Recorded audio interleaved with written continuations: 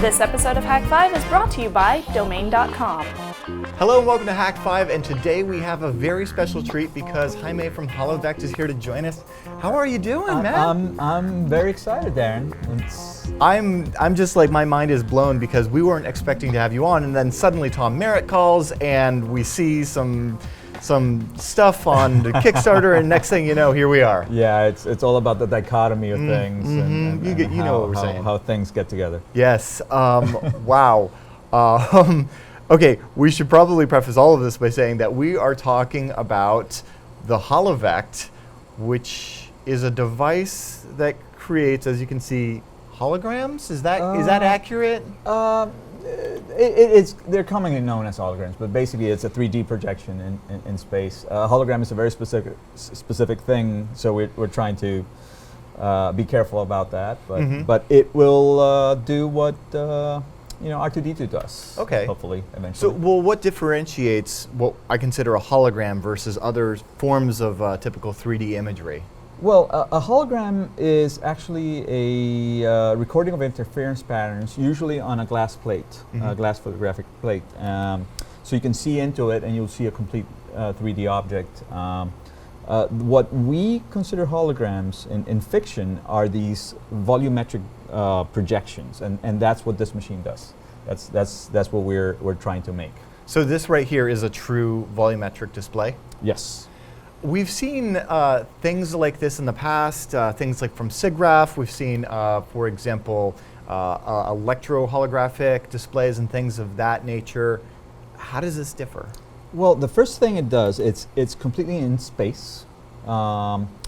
Second, you can touch it. It's not going to cut your finger off. It's not making plasma in the air with infrared lasers.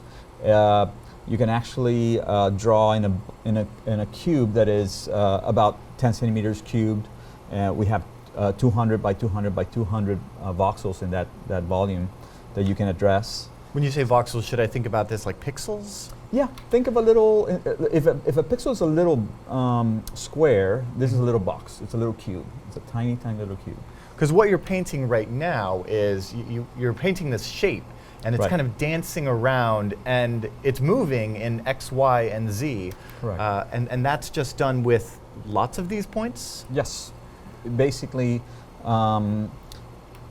the main data structure is vectors in space, 3D vectors, and you start with the head of a vector, and then you go to the tail, and as you go, you're illuminating individual voxels along the way and makes a straight line. Oh, okay, so you're not like drawing pixel, pixel, pixel, pixel. It's more like a Vectrex display, like Correct. if you've ever played Asteroids, like a true Asteroids in the arcade game, or Yes. Tempest, if you Yes. were born in the 80s, you would know so you're actually just drawing a line. Yes, we're drawing lines. We're That drawing is lines cool. in 3 space So because it's easier. are you actually using the laser here to like excite some element here to actually create the refraction, or what's actually why am I seeing something there? I guess, what I'm asking. We take air and we modify it. We tweak a little bit of humidity, we tweak a little bit of temperature, and we make it different from the air around it. And then we control it very precisely so that we can put a voxel where we want it, and the laser knows it, and when it finds the modified air, it illuminates, it diffracts, it creates an image. Yeah, you say on your Kickstarter page that you're basically modifying the albedo. Right. That's a term I wasn't familiar with. That's the refraction coefficient of the air. You're modifying the refractive index and the reflectivity of the air. You're just making it basically the reason why a beam of light deflects when it goes into glass and stuff like that is because there's a difference between two spaces. So there's an interface, and when it goes through an interface, it changes. This is what we're doing. We're making some air react to light differently from the rest of it, and it just works. That's so cool. Okay, well, science, rad. I have to ask though, if what you're doing is you're just changing kind of the properties of the air around here, One, what on earth is allowing you to have, you say 256 by 256, and then what, on the z-axis, is it infinite, or how does that work? Well, it can be, we're drawing in 200 by 200 by 200. On the z-axis, you can go a little bit higher, but it gets messy. Okay. Basically, our air patterns become unpredictable, and so you don't know what you're going to draw up there. Yeah. Yeah, So it could go off. would this work if I were like in Orlando or Miami or some of those other like really humid places?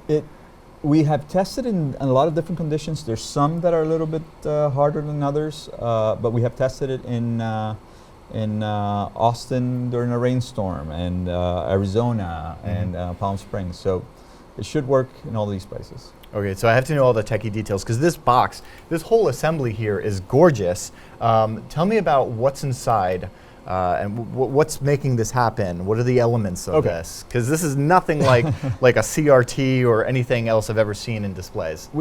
We have given names to different areas. We call this the stage. Okay. And that's where all the action happens. And we call this part the emitter. And within the box is an Edison. I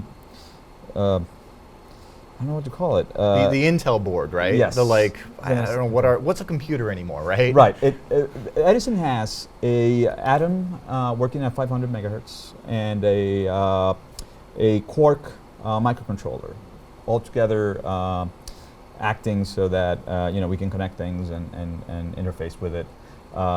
And it has a built-in Wi-Fi and Bluetooth.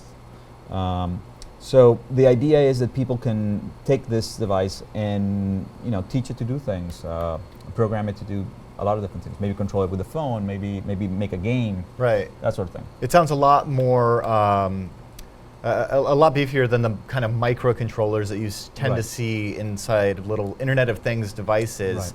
Right. How do I? That brings me to how do I interface with it? If I'm a programmer, if I'm like a game developer, if I'm a CAD. I mean, I see that there's a lot of applications for this. I want to see my CAD come to life. How do I make that happen? There's several ways of doing it. One, you can connect directly to it via USB, connect to a computer. You can also reach the Edison by Wi-Fi and actually modify it and go into the. Is there like a desktop environment? Is there actually there is a desktop environment. It's running Linux, and you can actually reach it and modify the kernel from there if you want to. And also, on top of it, it's set up to run Arduino IDE, so anybody who likes to play with an Arduino can play with it. So you could like send a sketch to it. Yep. Okay. You can. That's what I do most of the time. I'm sending sketch. You can also. We're also working on an SDK where you're going to have a library for Arduino that you don't need to know anything about the lasers or the stage working.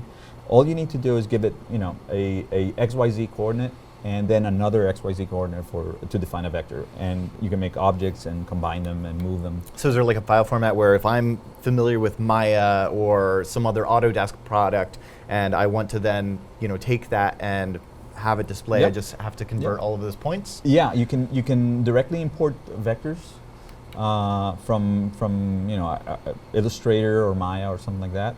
The only thing is that you have to remember that you're making an object out of individual lines. So you have to keep that in mind. If it becomes too complex, it goes into this very cool lag effect where some parts are lit up and others aren't, and it's oscillating. I really like it. Why is that? Well, since you're drawing the individual lines, you're drawing the individual vectors. The laser has to go to a place and then go to another one and go back and forth. So if you go beyond a certain amount, you're going to have some lag. So is it kind of like a refresh rate? It's like a refresh rate. But for example, large complex objects tax it a little bit more. Small, less complex objects are easier for it. So what's actually then inside this part with the laser? You have like a mirror or something that's spinning? Yes. There's a mirror assembly that are again controlled by the computer. It aims the laser. There's also some detection components that can detect where the laser is going to get a reflection. Oh, so it's not actually a one-way street. No. It's not just sending the beam, hoping for the best. No. It knows precisely where the reflector is at all times. Very cool. So it's not inconceivable that one could actually program Pong for this. Yes. Actually, that would be awesome. And if anybody wants to program Pong, we would really appreciate it and would be happy to show it. There's other interesting things you could do. You could do 3D Pong, for sure, but you can also do what I call black hole Pong, where you have a object in the center that will deflect your ball or your Pong back and forth. And if you go too close, it can spin around, that sort of thing. Oh, that would be really neat. Right, because you're working in three dimensions.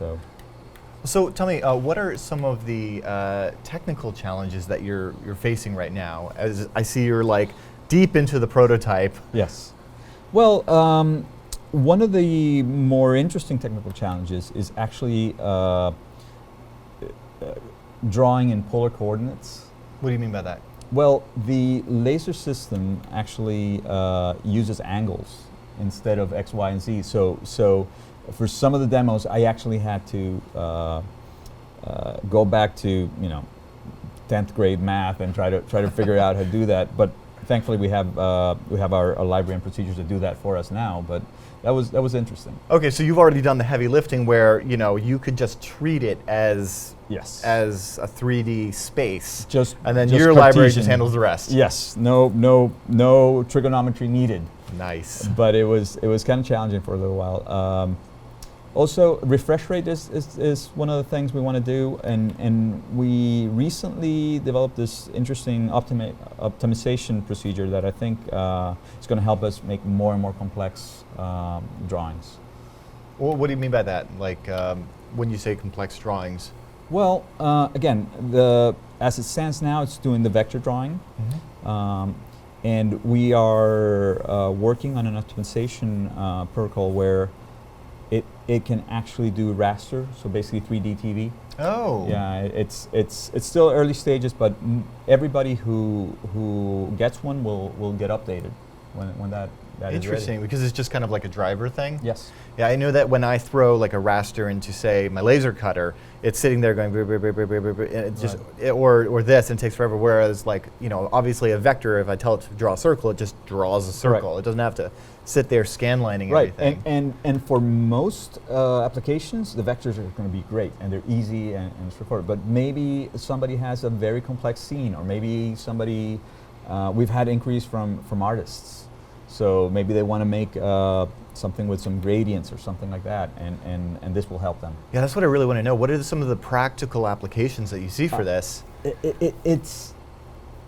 Or maybe start with, what was the first one that you thought, like what did you want to see? Well, the story of it takes me to the day that I call it the breakthrough happened. It's the day I got a single dot, and I remember seeing it and just looking at it. And the first thing I thought is buttons, controls, touch. Instead of touching a screen, you can touch in the air and stuff. And actually, a cousin of mine works in the medical field, and he says that would be awesome for a lot of medical applications, because a lot of bacteria get transmitted by touching panels, elevators, ATMs, stuff like that. So you can have like a little layer. I love that. There. But it is surprising. It reminds me a little bit of the laser. When they first made the first laser, visible laser, nobody knew what they were going to do with it. There was no applications. It was a nice little experiment. Mm-hmm. And I think there's a little bit of that here, where it is an open canvas. People will be able to do with it what they want. Well, and that's one of the things I want to see. You seem to be going that kind of like open source approach to this, the very maker focused, with your Kickstarter, we should mention, whereby, you've taken this apart for me, and I'm seeing like, wow, this is something that you could print with a 3D printer and cut with a CNC and put together all those parts if you have access to a laser cutter and things like that. Yeah, no, this was designed specifically to be made by makers.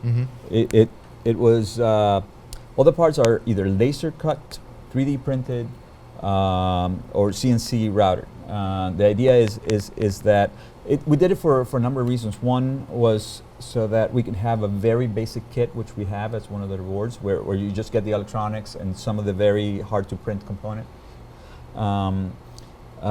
And then you can go ahead and make it. You could also make it into the shape, any shape you want. Like, you could make it into an astromech droid, maybe.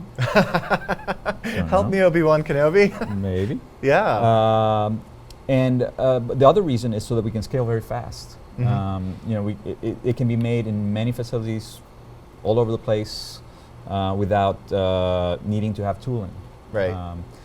By the same token, if you need to replace a part because there's some wear or something, you can do it easily. You can just go and have it reprinted. So you're going with the whole homebrew route, just like back in the day when we would build computers. Yes. And it's that's the idea, and I'm actually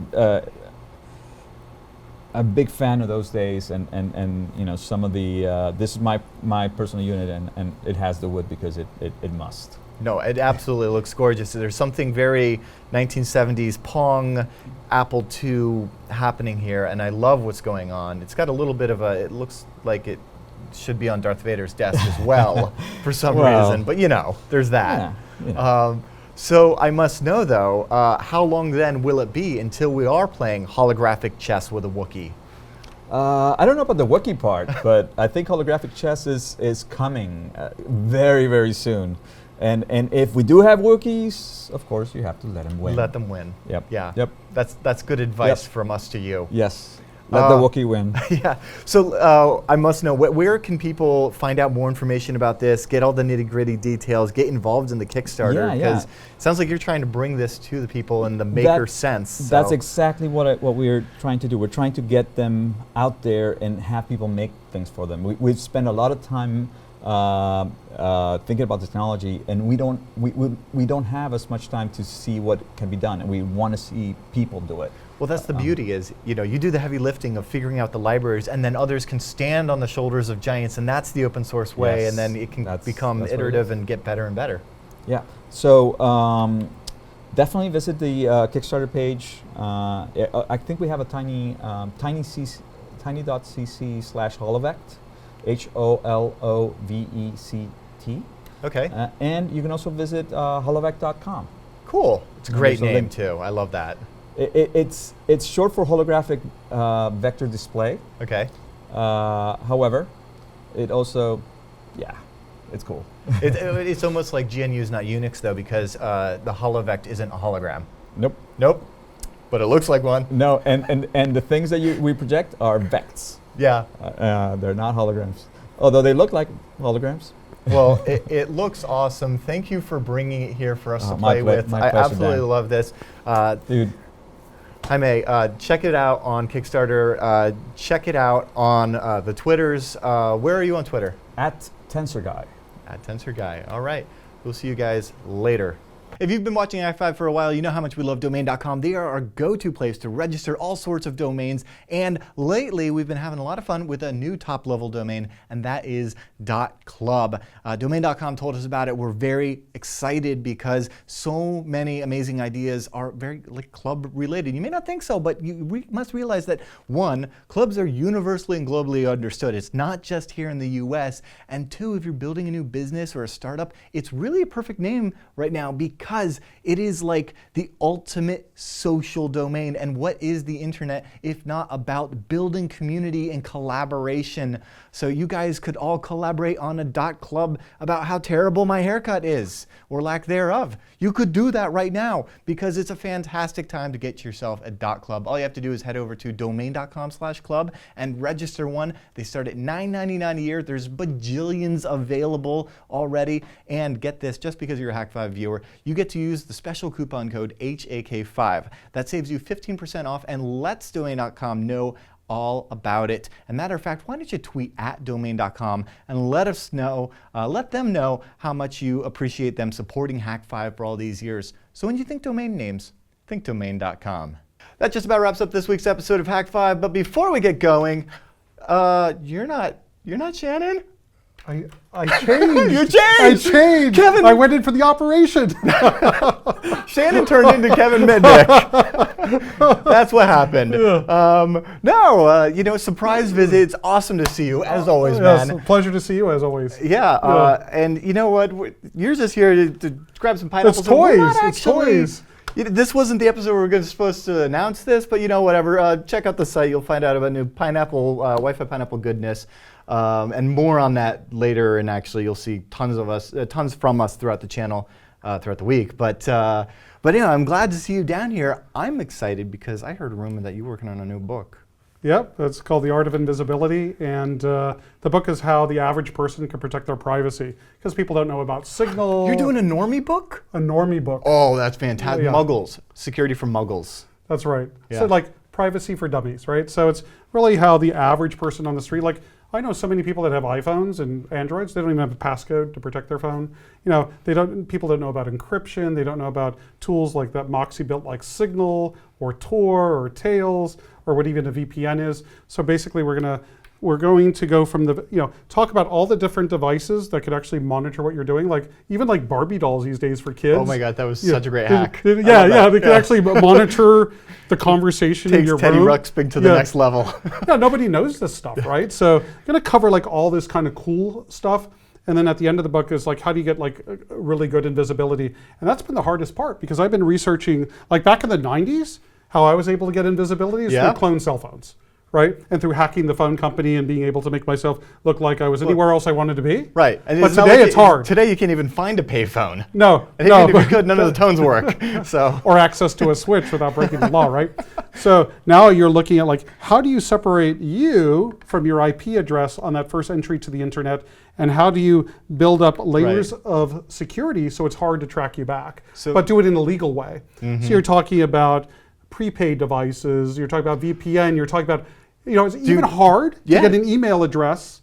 Like I know. They need a phone number now. They need a phone number. So everyone, and it's not even just like Yahoo and Microsoft and Google, but it's like Lycos.